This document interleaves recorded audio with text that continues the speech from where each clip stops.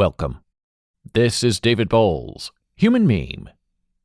Today's topic, Performative Grief.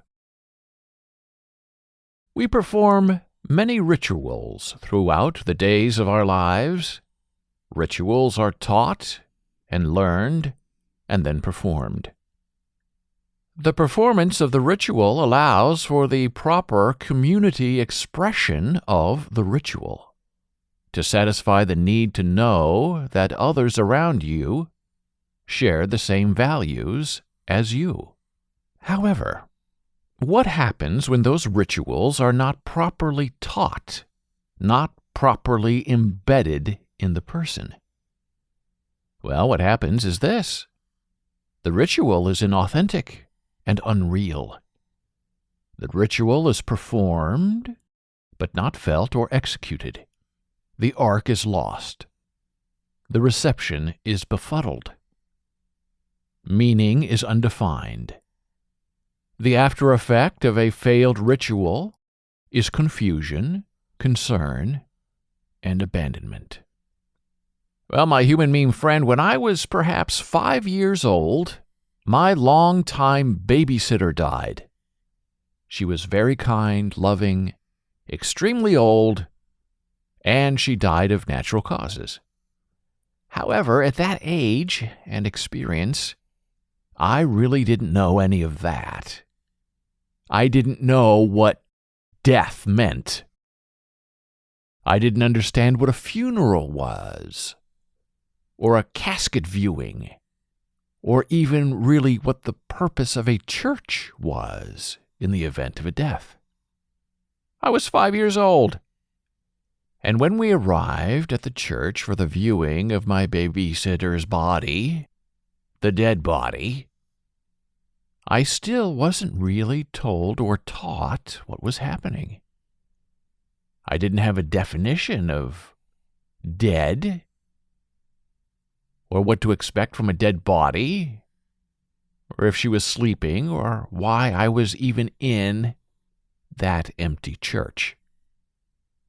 I was told at the back of the church to go by myself, and walk alone down a long, steep aisle of the church and go see my babysitter. I somehow knew she wasn't like me. She wasn't alive, because I saw her there in the casket, looming before me. She was prone and unmoving. And I remember right now vividly the lighting in the church was really hot and really heavy and really golden. And then I arrived there at her death, my death, your death, all our deaths. And I had that sinking gut feeling. Something was off, something was wrong. I was seeing, the first time, a dead anything, let alone someone I knew and someone who took care of me. I didn't know the word for what I was seeking was dead. But I knew something was up. There she was, my babysitter, flat on her back, eyes closed, posed in her casket, holding a rosary. I didn't know if I was supposed to talk to her or touch her or what. Was I expected to cry? Scream, run away? I was confused and very hot and sweaty, and I did not want to be there. So there I stood, silently staring at her, not feeling anything anymore, just blackness, emptiness all around, as I tried to block out what was happening to me. Then I heard a voice far behind me shout out, "Okay, you can come back now." And I turned around and quickly walked back up the aisle into the darkness of the church. And what happened next, the rest of that memory is gone, disposed of, probably, blackened out. And yet, my human meme friend, all these years later, 50 years later, I still wonder why nobody around me prepared me for that important ritual. Not one person warned me about what to do, how to behave, how to think, how to act, how to feel, or even what I was about to see and experience in that church. And I admit it was sort of terrifying seeing someone dead before you and not really understanding the permanence of it all. And yes, I'm sure there are some in that community, my Midwestern childhood community, who believe then, as they probably still believe now, well, you just toss the baby into the river to see if that baby can float. Oh, sure, just push them in the deep end and see if they can swim.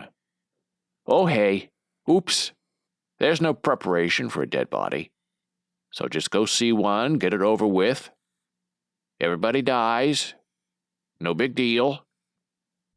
Well, I guess that was the thinking back then, and yes, still now, of how you help a young child deal with a dead babysitter.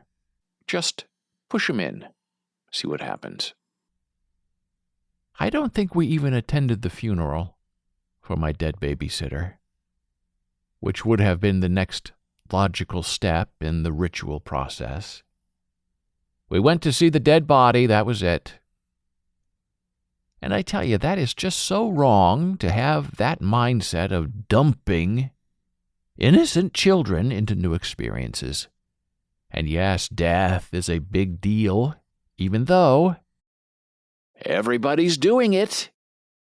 So yes, my human meme friend, we create disconnected people by tossing them into the middle of a ritual without any preparation. You make them a performing monkey, imitating emotions and pretending to understand what is really happening.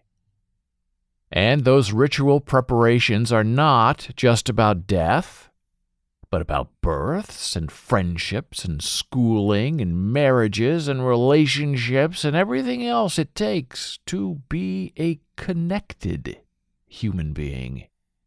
And all that ritual preparation is usually performed by a caring parent. But too many parents, back then and even right now, choose instead to place that difficult ritual training task on traditional institutions like schools, churches, civic clubs, television, the movies, and today, social media. Imitation of behavior is best done in the favor of a proper parental figure, because institutional imitation only bleeds in the cold danger of a disassociative degeneration and in the inoculation of insubordination and temerity. If we want to be real, if we want our friends and neighbors and children to be real and prepared, and to not be false in our lives and in our communication, we must encourage authenticity of emotion, connected to a proper habit of action.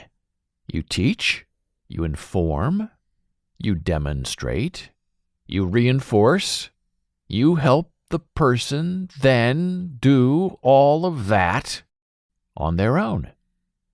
That's what it means to be a part of a community. You share your experiences with others, so lessons can be learned, and wisdom imparted, and then absorbed. However, my human meme friend, if instead we choose to let everyone live on their own, in a silo, disconnected, making the same emotional mistakes over and over, then what is the point of ever learning or sharing anything?